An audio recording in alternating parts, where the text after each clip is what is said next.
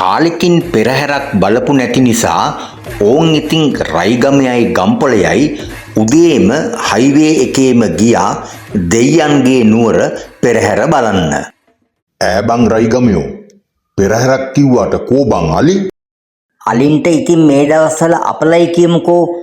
ඒ වුණාට කසකාරයෝ, දවුල්, තම්මැට්ටම්, ගැට බෙරකාරයෝ, උඩරට පහතරට නැට්ටුවෝ, පන්දම්කාරයෝ නැහැනෙව්ව ගම්පලයෝ.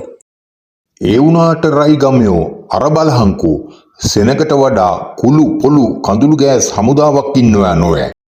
ඒකනේ ලිප්ටන් වටරවුමයි කොටුව ස්ටේෂමයි දෙවිනුවරට ගෙනල්ලා උද්ඝෝෂණ පිටින් පටන් ගන්නවද්ද? අතන අමුතු සරන් ඇඳගත්තු සෙට් එකක් ඉන්නවා. යමන් පොඩි ටෝකක් දාලා බලමු. ඕන් ඉතින් දෙන්න කට්ටිය ළඟට ගියා. මල්ලිලා පෙරහැර බලන්නද? නටන්නද? අපි බලබල නටන්න.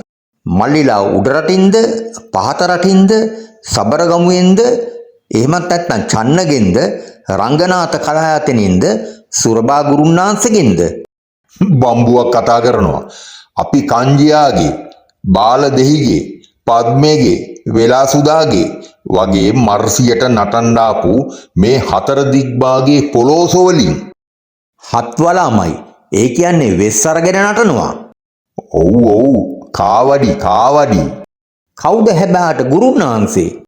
මේකනේ අයියේ විජේපාල මහ ගුරුන්නාන්සේයි බංකු ඩිපියුටි ගුරුන්නාන්සේගේ ඇඩ්වයිස් පිට අපේ පිරියන්ත පොලොස් පොඩි ගුරුන්නාන්සේ තමයි කාවඩි ඩිරෙක්ටර්.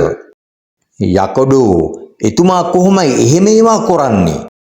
ඇයි ඕයි නැටුම් කියන්නේ අපේ ජොබ් එකේ කරුමෙට උපන් උරුමයක්.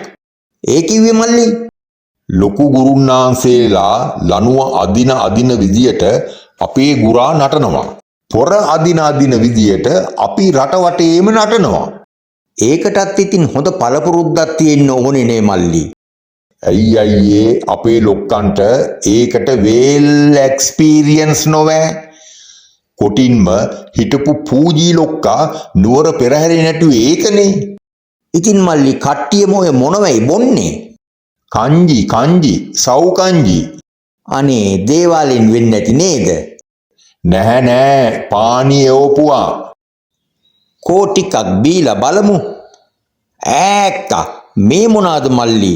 පට්ට සරයිනේ.